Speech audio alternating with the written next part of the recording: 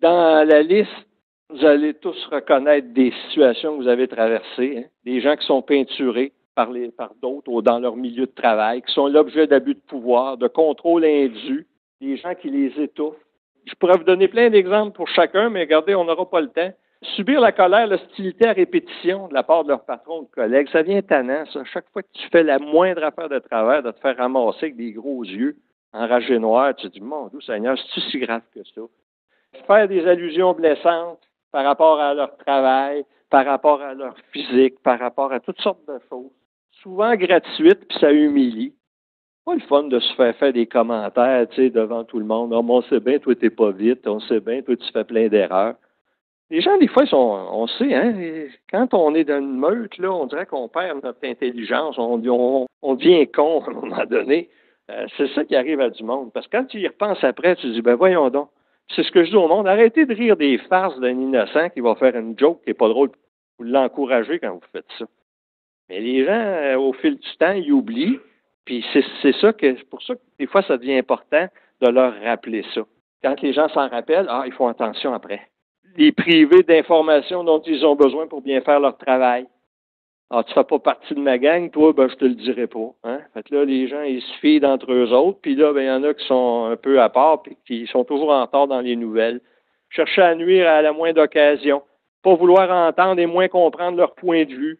Je vais pas essayer de m'expliquer, on dirait qu'on m'écoute pas. Se voir menacé sans pouvoir réussir à comprendre ce qui nous arrive. C'est ça qui n'est pas le fun. C'est comment les gens se disent, coudonc, c'est quoi qui se passe? Comment ça se fait qu'on n'est pas fin de même avec moi?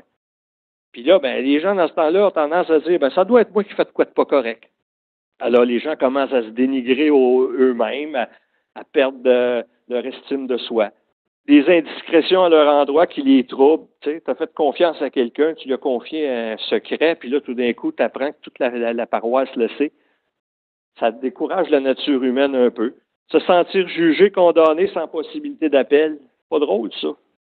Moi, je dis toujours aux gestionnaires, regardez, c'est votre job de dire que quelqu'un fait de quoi de pas correct, mais d'aller lui dire, de toute façon, toi, il n'y a rien à faire avec toi, là. Mais là, tu as manqué à ton rôle de gestionnaire, là. Le gestionnaire doit essayer de mobiliser, amener les gens vers un objectif. Bon, c'est sûr que si les gens ne sont pas de bonne foi, ça nécessite des mesures, mais d'aller lui faire sentir que tu ne fais plus partie de mon plan de match, toi, tu es écarté, ça tue le monde, ça. Ça enlève l'espoir aux gens. Ne plus avoir de contrôle sur le cours des choses avec certaines personnes, tu dis, je ne sais plus quoi faire. Bon, vous voyez, c'est un peu ça, du harcèlement psychologique. C'est ces misères-là qu'on observe, puis c'est là-dessus qu'il faut intervenir le plus tôt possible.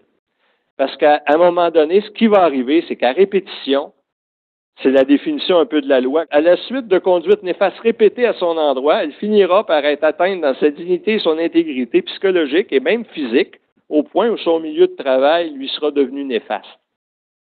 Mais c'est tard, là, pour intervenir. Alors, ce qui va arriver, c'est que la personne, elle va se trouver un job ailleurs. Il y en a qui vont continuer à endurer jusqu'à l'épuisement. Je suis fait fort, je vais réussir à passer au travers. Jusqu'à temps qu'à un moment donné, ils se retrouvent en invalidité. Il y en a d'autres qui vont chercher de l'aide pour réussir à survivre, aller au programme d'aide. Puis, la solution que je préconise à ça, c'est que les gens, s'ils vivent de quoi, qu'ils le dénoncent, qu'ils le disent. Si on ne le sait pas, si la personne souffre en silence, dans son orgueil, elle ne veut pas que ça paraisse, on ne peut pas le deviner. Mais à partir du moment où la personne le dit, puis c'est d'ailleurs à partir de ce moment-là que commencent les obligations légales, c'est que l'employeur est informé et il doit prendre les mesures nécessaires pour prévenir et faire cesser. Donc, c'est bien important que les gens, à un moment donné, dénoncent à leur gestionnaire en premier, à moins que ce soit le gestionnaire qui soit mis en cause. C'est là que les personnes comme les intervenants harcèlement, comme les représentants syndicaux peuvent être des gens à qui le monde va avoir plus confiance d'aller le confier.